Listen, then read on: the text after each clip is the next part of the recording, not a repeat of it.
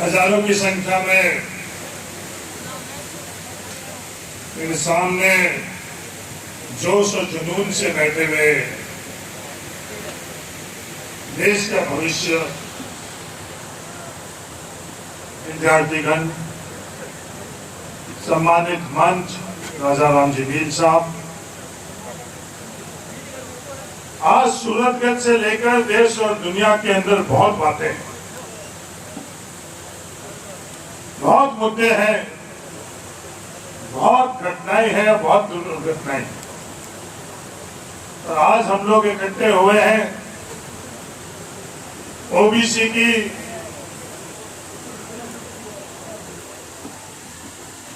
आरक्षण में जो विसंगतियां है उस संदर्भ में। संविधान ने हम लोगों को ओबीसी में आरक्षण दिया। आजाद मुल्क के अंदर संविधान के माध्यम से ये अधिकार हम लोगों को मिला। जब ये अधिकार हम लोगों को मिल चुका है तो किसी ने कहा इधर उधर की बात नहीं कर, तो ये बता किसकी क्यों हुई। तो इधर उधर की कोई भी बात नहीं। जो आधी से अधिक आबादी, हर कोई अपने अपने हिसाब से आकलन कर रहा है। कोई 50% कहता है, कोई 55 कहता है, कोई 60 कहता है, कोई 65 कहता है। ये आबादी कितनी है, इस आबादी का वास्तविक आंकड़ा हमको और दुनिया को नहीं पता चले, इसके पीछे मंशा क्या है, हकीकत पता नहीं चले, इसके पीछे कोई सही मंशा तो नहीं हो सकती है। इसके पीछे जो मंशा है उसके ऊपर ही सबसे बड़ा हम लोगों के सामने चुनौती के तौर पर हमको लेना पड़ेगा। आज हम लोगों की जनसंख्या सही क्या है, उसका इकलौता माध्यम है जाति के आधार पर जंग करना। बिहार सर्वसम्मति से, हर बिहार के विधायक की सहमति से बिहार के अंदर जाति के आधार पर जनगणना का फैसला ले चुका। तो देश में दूसरी जगह क्यों नहीं? इस तरह के सवाल हम लोगों के सामने बहुत। संघर्ष हम लोगों ने किया, हमारे पूर्वजों ने संघर्ष किया। कोई कल्पना ही नहीं कर सकता था कि कभी भारत आजाद होगा। उसमें सबसे ज्यादा शहादत किस, ये आंकड़े बताते हैं, सबसे ज्यादा शहादत आप लोगों के परिवारों। आजाद भारत के अंदर हम लोगों को जो सबसे पहली सीढ़ी आगे बढ़ने की थी वो 1954 के अंदर खातेदारी का अधिकार। जिस जमीन के ऊपर हम लोग मजदूरी करते थे उस जमीन का मालिकाना हक हमको 1954 के अंदर मिला। जो शिक्षा हमारे पूर्वजों के लिए बहुत से दूर और कल्पना से परे थी, वो शिक्षा का अवसर हम लोगों को मिला। हमारे पूर्वज किस बात की संघर्ष करते थे? 2 वक्त के अनाज के लिए, पीने के पानी के लिए, छत के लिए और तन पर कपड़े के। यहां बैठे ना हर व्यक्ति स्टैंड के अंदर, हर किसी के पूर्वज, आज जरूर जो हजारों करोड़ के मालिक बने हुए हैं, उनके पारिवारिक पृष्ठभूमि भी इन संघर्ष की पृष्ठभूमि। उस खातेदारी का अधिकार और शिक्षा के अवसर से हम लोग कुछ चंद कदम आगे बढ़ने लगे। आज कृषि क्षेत्र के अंदर क्या स्थिति हुई है, हकीकत बताती है, आंकड़े बताते हैं कि हम नौजवान जब किसी क्षेत्र के अंदर हमको आगे बढ़ने के लिए, ओबीसी वर्ग के लोगों को आगे बढ़ने के लिए उन्होंने रास्ते रोक लिए, तब हम लोगों ने शिक्षा के माध्यम से नौकरियों के लिए संघर्ष किया। आज इस नौकरी के अंदर जो हमारा हक है, हमारा अधिकार है, 21% आरक्षण, उस 21% आरक्षण के अंदर हम लोगों को मिल क्या रहा है? शून्य। और एक कड़वी बात आप लोगों के बीच में रखना चाहता हूं। बन्ना राम जी तो कह चुके हैं कि मैं मुझे वोट नहीं चाहिए, मुझे वोट भी चाहिए। तो परिवार के अंदर अगर हम ईमानदारी से कड़वी बात नहीं करेंगे तो क्या करेंगे? मैंने खुद ने सर्वे कराया है, राजस्थान में ओबीसी के विद्यार्थियों में 95% लोगों को आज भी नहीं पता है कि ओबीसी आरक्षण में विसंगतियां क्या है। ये हकीकत नहीं है। तो अपने मिलने वाला किसी 100 विद्यार्थी से, ओबीसी के विद्यार्थी से आप ये पूछ लेना, उनमें से आपको क्या उत्तर मिलेगा, फिर आप खुद ही आकलन अपने आप करेंगे। ये लड़ाई सामने वालों से भी है और ये लड़ाई के लिए तैयार हमको खुद को भी रहना पड़ेगा। ये तैयारी कैसी? ये तैयारी हमको सबसे पहले हकीकत जानने की। आज हम लोगों के साथ क्या हो रहा? 21% आरक्षण हमको मिला, 27% जब केंद्र से आरक्षण का फैसला हुआ उसके बाद सुप्रीम कोर्ट का हवाला देते हुए ये बात करी गई कि 21% ही आरक्षण मिल सकता है, क्योंकि 50% से ऊपर आरक्षण के लिए सुप्रीम कोर्ट का फैसला है। 21% आरक्षण मिला। पांडवों और कौरवों के बीच में जब पांडवों के तरफ से बात करने के लिए कौरवों से गई तो क्या बोला कि हक जो अधिकार है उतना आधा राज दे दो। ये लड़ाई झगड़े की कोई आवश्यकता नहीं, कोई इसी प्रकार का विवाद नहीं। तो भाई क्या बात हुई कि हक और अधिकार तो क्योंकि जातिगत जनगणना नहीं है, तो हक और अधिकार के लिए हम लोगों को लंबा संघर्ष करना पड़ेगा। फिर ये बात तय हुई कि चलो 5 गांव तो दे दो, 21% आरक्षण तो दे दो। वो 5 गांव भी अगर हम लोगों को नहीं मिल रहे हैं तो आज हम लोगों के लिए किस चीज के लिए विवश करना पड़ेगा? आज परिस्थितियां ये क्या पैदा करना चाह रहे हैं? आज 21% आरक्षण जो हम लोगों का हक और अधिकार है उससे भी कम हम लोगों को मिल रहा है। कई दफे तो हम लोगों को ये बोला गया जाता है कि जनगणना, जातिगत जनगणना नहीं हुई है, इसके कारण हकीकत में क्या स्थितियां है हमें पता नहीं। कई दफे ये कहा जाता है कि सुप्रीम कोर्ट का खुद का वर्डिक्ट है, सुप्रीम कोर्ट का आदेश है, इसके कारण 50% का वो पाबंदी है। आज हमारे देश के अंदर वो 50% की जब पाबंदी नहीं है, उसके बावजूद भी हम लोगों को 21% मिला हुआ। और उस 21% के अंदर मैं युवा साथियों, आप और आपके माध्यम से सबसे बड़ी चुनौती ये कि अपने आप को जानना पड़ेगा। ये कृषि आंदोलन, कृषि बिल के लिए राजा राम मीन साहब और इनका लंबा आंदोलन 13 महीने क्यों लगे? हम लोग पहुंचते हैं उन फैसले करने वालों के लिए। तो राजा राम जी कुछ कमियां हम लोगों के खुद में, उस कृषि बिल के संदर्भ में हम लोगों को खुद को भी नहीं पता था। जब हम लोगों को खुद को नहीं पता था, इसलिए 13 महीने का संघर्ष हुआ। मुट्ठी भर लोग पंजाब और हरियाणा से किसानों ने संघर्ष किया। उनके संघर्ष को जब हम लोग देख रहे थे, राजा राम मिल को जब हम लोग बॉर्डर पर बैठे हुए देख रहे थे, ये बुजुर्ग हुआ बॉर्डर पर क्या कर रहे हैं, जब हम लोग बात कर रहे थे कि किसने गई है, क्यों गई है, तब आपस में पुकार हुई ये कृषि बिल है क्या, हकीकत है या नहीं। उस कारण हम लोगों को 13 महीने संघर्ष करना लगा।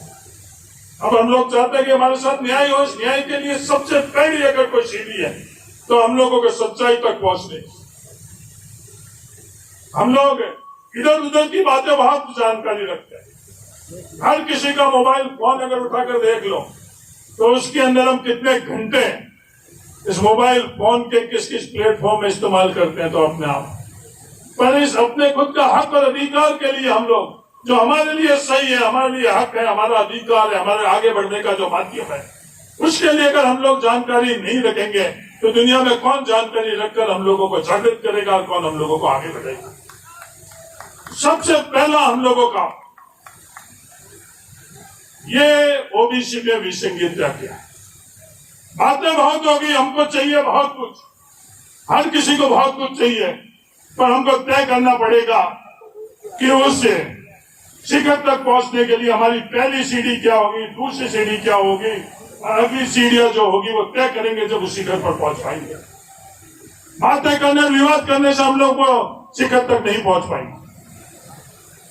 पहली और दूसरी सीढ़ी, जब यह आरक्षण विसंगतिया की जो समिति थी उनके साथ मेरा लंबा जब चर्चा हुई तो इन लोगों ने तय किया कि पहले और दूसरी जो सीढ़ी है, एक तो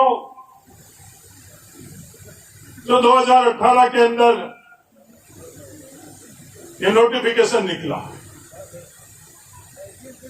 एक्स सर्विसमैन भूतपूर्व सैनिकों का, इनके आरक्षण के संदर्भ, उसके कारण पहले तो उस विसंगति को हम लोगों को दूर करवानी है। दूसरी विसंगति हमारे लिए रोस्टर सही रोस्टर नहीं बनना। ये दो विसंगतियां अगर हमारी दूर होगी तो फिर तीसरा कदम हम लोगों को तय करना पड़ेगा। जो मेरा व्यक्तिगत मानना, तीसरा कदम, मैं कोई अधिकृत तौर के ऊपर आरक्षण समिति का कोई फैसले करने वाला व्यक्ति नहीं हूं। आप लोगों को फैसला करना है कि जो पीछे हम लोगों के विद्यार्थियों के साथ अन्याय हुआ है उसको कैसे हम लोग न्याय दिलाएंगे, वो तीसरा हम लोगों का लक्ष्य होगा। पर हकीकत में हो क्या रहा है?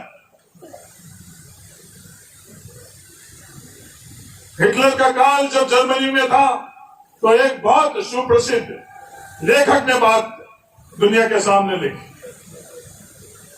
कि जब कम्युनिस्टों को मारा जा रहा था तो अब बाकी हम सब मौन थे। जब लेबर यूनियन वालों को मार रहे थे, जब हम सब मौन थे।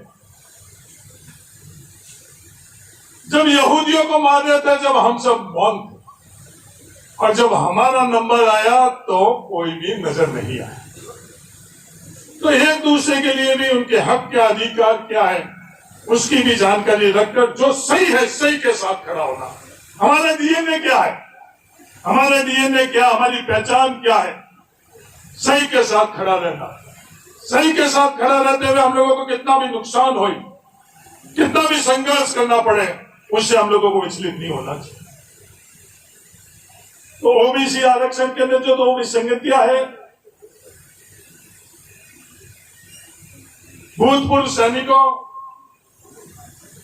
का जो आरक्षण है वो आरक्षण महिलाओं का आरक्षण के तर्क पर भूतपूर्व सैनिकों का भी आरक्षण होना चाहिए। ये ताकतें जो हम लोगों को कुछ नहीं प्राप्त करना चाहती, हम लोगों से असहमत है, हम लोगों के खिलाफ है, वो ताकतें क्या करती है? वो विवाद उत्पन्न करती है। नौजवान साथियों, हमको विवाद उत्पन्न नहीं करना है, हमको हासिल करना है। आज अडानी के लिए कुछ फैसले होते हैं तो विवाद होता है, कोई संघर्ष होता है, कोई पक्ष होता है, कोई विपक्ष होता है। सिर्फ फैसले और फैसले के बाद जब हम लोग देखते हैं कि अरे देश में क्या स्थिति है, अरे देश में तो एक नंबर में है, दुनिया में क्या स्थिति है, ये तेज रफ्तार से आगे बढ़ रहा है, ये कुछ हमको भी चीजों को समझना चाहिए। निर्णय हमारे अनुरूप कैसे हो सके, यह सवाल भी हम लोगों के सामने आता है कि आप सरकार के सामने अपने संपर्क, अपने संबंध, अपने पद को उपयोग कराकर फैसला क्यों नहीं करवाते हो? ये सवाल आता है। ये लोकतंत्र है, लोकतंत्र के अंदर जन समर्थन सबसे प्रबल है। जन समर्थन के अलावा जो दूसरे माध्यम है वो ताकत आज हम लोगों के पास नहीं है। इस बात को आपको स्वीकार करना पड़ेगा। जो ताकत अडानी के पास है वो ताकत हम लोगों के किसी के पास नहीं है। जो दूसरे क्षेत्रों के अंदर ताकतें चाहिए वो हम लोगों के पास नहीं है। हमारे पास इकलौता माध्यम वो जन समर्थन है, उसके अलावा दूसरा और कोई माध्यम नहीं है। कड़वी बात भी मैं आप लोगों के बीच में रखूं। कोई भी किसी स्थान पर हो, कोई भी अपने आप को किसी भी तरह से आप लोगों के बीच में लेकर आई, पर इकलौती ताकत जिससे हम लोगों को न्याय मिल सकता है वो जन समर्थन है। इसलिए आप सब लोगों की आवश्यकता है, आपके अलावा किसी की आवश्यकता है। आज हरीश चौधरी की आवश्यकता नहीं है। हरीश चौधरी आगे बैठे, बीच में बैठे, कहीं भी बैठे, हरीश चौधरी सबसे अंतिम पंक्ति में बैठ सकता है और यहां नहीं बैठेगा तो भी चलेगा। और आप लोग अपने खुद के हक के लिए, अधिकार के लिए अगर बैठोगे, जब जाकर फैसला होगा, जब जाकर आपको न्याय मिलेगा। मैं मीडिया के भाइयों को भी निवेदन करना चाहता हूं, आप ईमानदारी से हम लोगों से संवाद करो।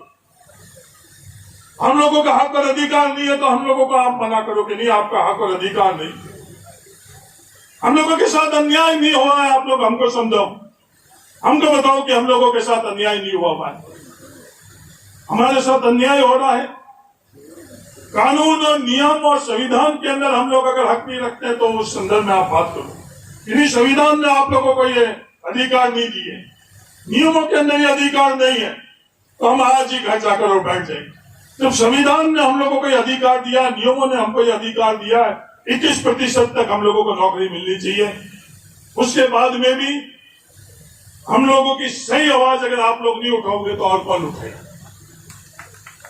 हरीश चौधरी का नाम आई या नहीं आई चल चलेगा, राजा राम जी भील का नाम आई नहीं आई चल चलेगा, पर ये लाखों जो नौजवान हैं इनकी भावना, इनका हक और इनका अधिकार अगर आप लोगों के माध्यम से नहीं आएगा तो इस लोकतंत्र के अंदर और कौन सा माध्यम है।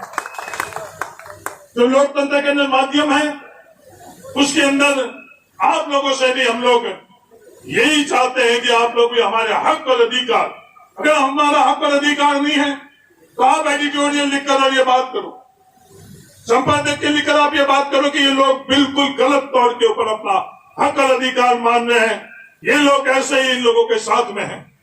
अगर हम लोगों को समझ में आएगा तो दुनिया से माफी मांगेंगे।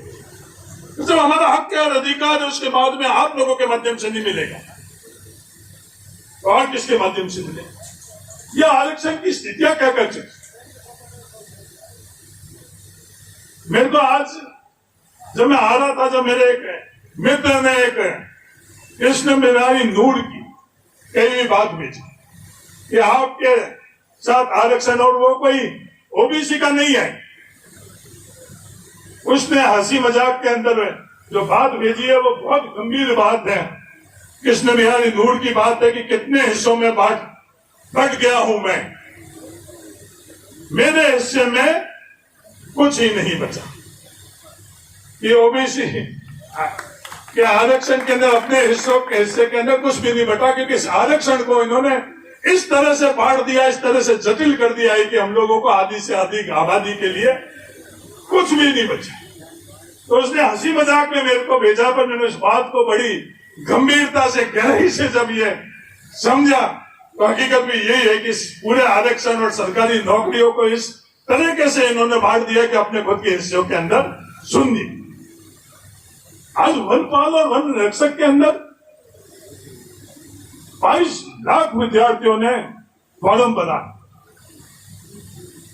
आज करोड़ों रुपए हम लोग, सैकड़ों करोड़ रुपए हम लोग हमारे खून पसीने से कमाए हुए पैसों का फीस, पहले तो आवेदन का शुल्क और फिर कोचिंग के लिए वो पैसा हम लोग खर्च करते। ये बिलों में हम लोगों को घुसने का शौक नहीं है, पर ऐसी स्थितियां आई हुई है। ये लाइब्रेरी में हम लोग क्यों जाते हैं?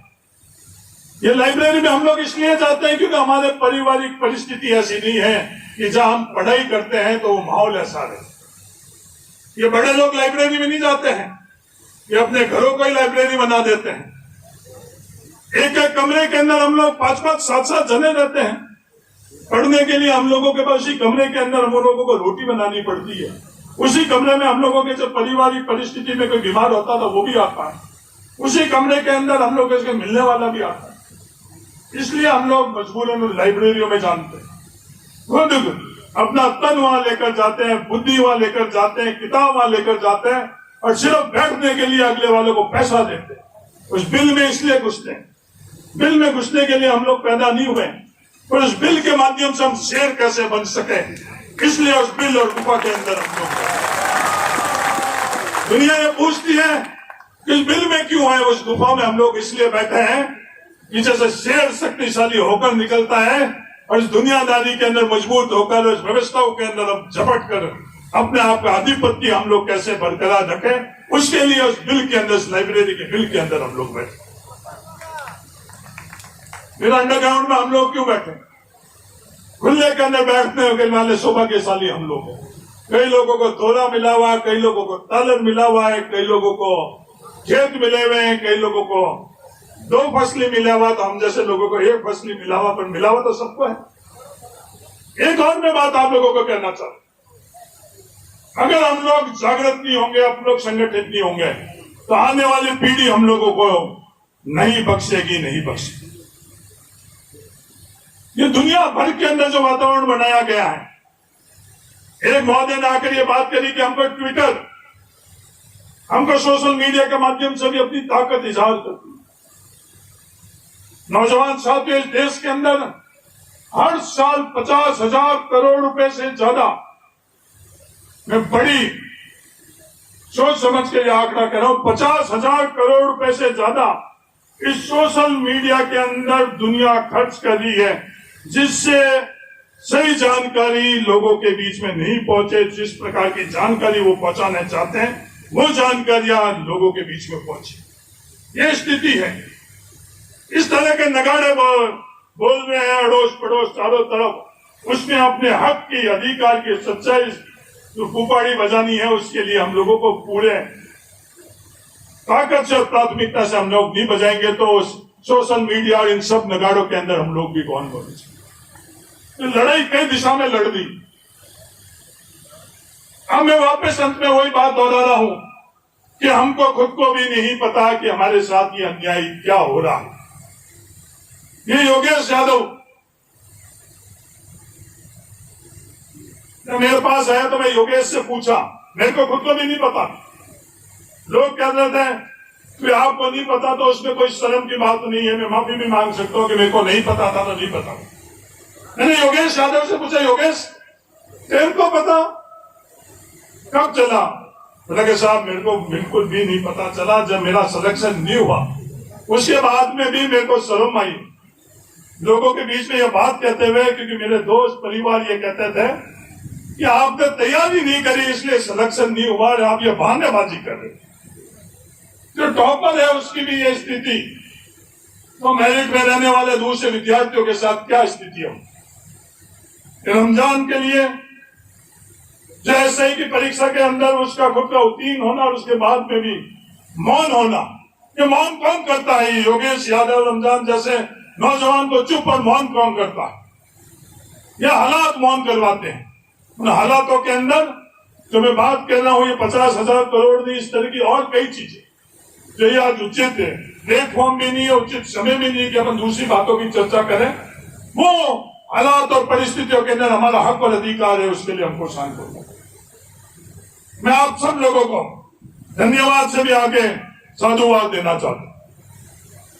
बाड़मेर के अंदर ये बात की शुरुआत हुई और आज सूरतगढ़ की धरती के ऊपर इस बात को रफ्तार मिली। इसके लिए मैं सूरतगढ़ की धरती को और आप तमाम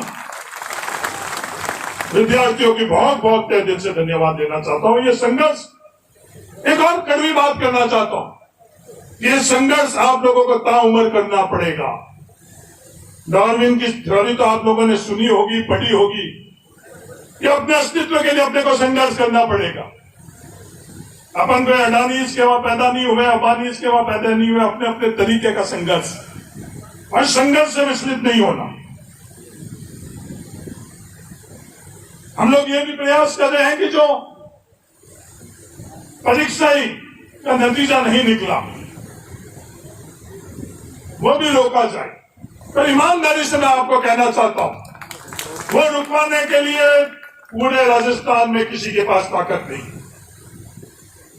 नहीं तो हरीश चौधरी के पास है, नहीं राजा राम जी मीर के पास है। वो ताकत किसी के पास है तो ओबीसी के विद्यार्थियों के पास है, वो ताकत किसी के पास है तो ओबीसी के उन विद्यार्थियों के परिवार के पास है। इसके अलावा और किसी के पास ताकत नहीं। मैं आप लोगों को गलत मुगालते के अंदर नहीं रखना चाहता। मैं ये कर लूंगा, हम लोग ये कर लेंगे, हम नहीं कर पाएंगे, मैं नहीं कर पाएंगे, पर करने वाले आप सब लोग। तो वो नतीजा भी रुकवाना, शैडो पोस्ट भी क्रिएट करवाना, ये भी हम लोग नहीं करवा पाएंगे। ये भी आप लोगों की संख्या, आप लोगों की जागृति, आप लोगों की ताकत से ही हो पाए। ये सवाल भी आप लोग पूछोगे कि फिर आकर यहां बैठे क्यों हो? ये सवाल भी आप लोग हमसे पूछोगे पूरे जंगल में जब आग लग रही थी तो एक चिड़िया भी अपने चोंच में पानी लेकर उस आग बुझाने होगी। तो कई समझदारों ने बोला कि भाई चिड़िया, तू तेरे चोंच में ये आग बुझाने के लिए तू प्रयास करी, उससे तो जंगल में आग नहीं बुझी। तो चिड़िया ने यह जवाब दिया कि जब इतिहास के अंदर इस आग के बारे में जब कभी भी बात होगी तो मेरा नाम आग बुझाने वाले रहेगा। तो हम लोगों के पास कुछ भी नहीं है, हम लोगों का कोई उद्देश्य नहीं, हमारा कोई भी इस संदर्भ में नहीं है। सिर्फ हम अपने आप को इस आग के अंदर उस चिड़िया के भांति जितना भी हमारी चोंच के अंदर पानी की क्षमता है उसमें से आग बुझाने का हम लोग प्रयास करेंगे। मैं निवेदन करना चाहता हूं आपके माध्यम से हर किसी को, जो है ओबीसी आरक्षण के अंदर, चाहे वो ओबीसी भी क्यों नहीं हो, ईडब्ल्यूएस के आरक्षण के अंदर हम लोगों ने तालियां इतनी बजाई कि वो मेजें उस दिन टूटने लग गई थी। 200 के 200 एमएलए हम सब लोगों ने तालियां बजाई, अखबार भरे पड़े थे। अगला दिन का अखबार, जिस दिन ईडब्ल्यूएस का फैसला हुआ, वो अखबार निकाल कर आप देख लो। आप मीडिया के कुछ दिन के, अगले कुछ दिन के आप मीडिया का पूरा समय निकाल कर देख लो। मीडिया हाउस पूरे अखबार को सबसे आगे से उन लोगों ने भरा पड़ा था। विज्ञापनों पर 100 करोड़ से ऊपर पैसा विज्ञापनों के अंदर राजस्थान के अंदर खर्च किया गया। सरकार ने भी किया और बाकी लोगों ने भी किया और सर्वसम्मति से किया। इसलिए आज मैं प्रदेश के तमाम वर्गों से ये निवेदन करना चाहता हूं, अपील करना चाहता हूं कि हमारा हक और हमारा अधिकार है। आप इस लोकतंत्र व्यवस्था के अंदर हमारा हक और अधिकार में हम लोगों का साथ।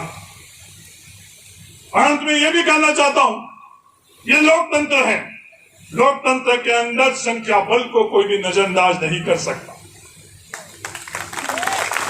ये बड़ी कड़वी हकीकत है, पर लोकतंत्र के अंदर संख्या बल को कोई नजरअंदाज नहीं कर सकता। नजरअंदाज हमारी खुद की कमियां ही करवा सकती। हम नहीं जानेंगे, हम उस बात को नहीं मानेंगे, हम लोग जागृत नहीं होंगे, हम लोग संघर्ष नहीं करेंगे तो हम लोगों को कुछ भी नहीं मिलेगा। ये बड़ी कड़वी बात मैं आप लोगों को कहना चाहता हूं। सूरतगढ़ वाले तो आप 2 फसली लोग हो, आपकी मदद करने वाले भी हैं। बाड़मेर के अंदर तो एक छोटा सा टेंट लगाया था, गर्मी भी बहुत थी, पर सामने जो हजारों लोग बैठे थे उनमें से एक लड़का भी हटना तो क्या बात, इधर से उधर नहीं हुआ। बिना टेंट के, पहले तो बड़ी कड़कड़ाती धूप, सूरतगढ़ वालों की तो मेहरबानी यही है कि अपने को कड़कड़ाती धूप में नहीं बैठाया, और उसके बाद में बरसात, एक भी लड़का, एक भी नौजवान वहां से गया नहीं। अंत में मैंने उनको यही बोला कि आप योग्य बनो, जो दुनिया जिसे दिल कहती है उस जगह आप घुसो, अध्ययन करो, योग्य बनो, और बाकी संघर्ष के लिए जब कभी भी आपको याद करना की आवश्यकता पड़ेगी आप लोगों को याद करना। जल्दबाजी भी हम लोगों का नहीं करना चाहिए, क्योंकि ज्यादातर हम लोगों का संघर्ष जल्दबाजी के अंदर, विवादों में हम लोग अपना अधिकार खोते जा रहे हैं। ये इतिहास बता रहे हैं। ये सवाल भी हम लोगों के सामने रखा जाता कि साहब तारीख तय करो, हम लोग जयपुर चले, स्थितियां क्या, 100 में से 95% हमारे परिवार को भी पता नहीं, 5% लोग अपन जयपुर चले। या पहले हम लोग बाकी हमारे परिवार के 95% विद्यार्थी है, उनको बताएं कि भाई ये स्थितियां क्या है। तो मेरा आज आप सब लोगों से ये निवेदन है, ओबीसी के हर विद्यार्थियों को संघर्ष समिति से भी मैं निवेदन करना चाहता हूं कि छोटे एक आप वीडियो या क्लिप बनाओ, जिससे हर ओबीसी के विद्यार्थियों तक ये बात पहुंचे, ये विसंगतियां है क्या, ये अन्याय क्या हो रहा है। मैं बीकानेर के अंदर रात को रुका, सुबह मुझे एडिशनल डायरेक्टर के पद तक बैठे हुए जो व्यक्ति थे, उन्होंने भी आकर में से ये पूछा कि ये विसंगतियां क्या है, पूरी तरह से हमें समझ में नहीं आया। तो हम लोगों के लिए ये भी बहुत बड़ी प्राथमिकता है कि हमको हकीकत में हमारे साथ अन्याय क्या हो रहा है ये भी हम लोगों को पता करवाना, और 100% परिवार को जिस दिन पता चल जाएगा उस दिन नहीं तो हमको टेंट लगाने की जरूरत पड़ेगी, नहीं तो कोई भाषण की जरूरत पड़ेगी, नहीं हमको संघर्ष को जरूरत पड़ेगी। अपने आप ही जो हमारे हक और अधिकार के फैसले हैं वो चलकर जैसे अडानी और अंबानी के घर पर नहीं जाते हैं, वैसे वो हमारे घरों के अंदर वो हक और अधिकार के फैसले अपने आप जाएंगे। इसलिए ये जागृति के लिए आप सब लोगों को मैं निवेदन करना चाहता हूँ। बातें और भी बहुत है, आने वाले समय के अंदर ये संघर्ष समिति आप लोग सब तय करना कि अगला कदम क्या होगा इस संघर्ष का। जहां भी मेरी आवश्यकता पड़ेगी मैं आगे नहीं पीछे बैठ करके अपने आप की हर समय तैयार रहूंगा। तहे दिल से मैं तमाम आप विद्यार्थियों का धन्यवाद देना चाहता हूं। हरीश मूड जो नौजवान है उसको भी मैं धन्यवाद देना चाहता हूं कि उसने भी बहुत आज्ञावान, ये चंद लोग ही है वो क्रांति। जब देश आजाद हो रहा था पंजाब के अंदर एक विशेषज्ञ ने मुझे आकलन कर और उस समय जो गणना की थी वो मुझे पिछले दिनों में बताया कि आजादी के लिए कितने लोगों का उस समय संघर्ष था। कुछ हजार लोगों, करोड़ों लोगों ने अपने आजादी भोगी। तो पूरे पंजाब जो सबसे ज्यादा संख्या के अंदर योगदान था, उस पंजाब के अंदर भी कुछ 4-5 हजार स्वतंत्र सेनानी थे, उनका योगदान। तो ये नौजवानों जो आप लोग संघर्ष कर रहे हो, आप 4-5 नहीं हो। जयपुर के अंदर योगेश यादव, राजेंद्र कड़वासा, रमजान, में तुम सब लोगों को ये कहना चाहता हूं, जिस दिन इनको पता चलेगा तो लाखों की संख्या आप लोगों के साथ में रही। तमाम जो सूरतगंज के अंदर जो संघर्ष के अंदर आज्ञावान रही, मैंने राजा राम जी ने तो भाषण दिया, पर इतने दिनों की तैयारी किसने करी? आप सब लोगों ने करी। आपने कंधा से कंधा मिलाकर किसने तैयारी में साथ दिया? उन लोगों को हरीश मूड, सुरेश दारा, पेमाराम जी, सुभाष वर्मा, दिनेश बिश्नोई, किशन, आशीष भादू, जागृति गिरी, सबको मैं बहुत तहे दिल से धन्यवाद देना चाहता हूँ। ये संघर्ष जारी रहेगा और एक बात अपने ध्यान में लेकर चलना कि इतना उम्र और कई पीढ़ियों तक अपने को संघर्ष करना पड़ेगा। धन्यवाद। जय हिंद। राम राम।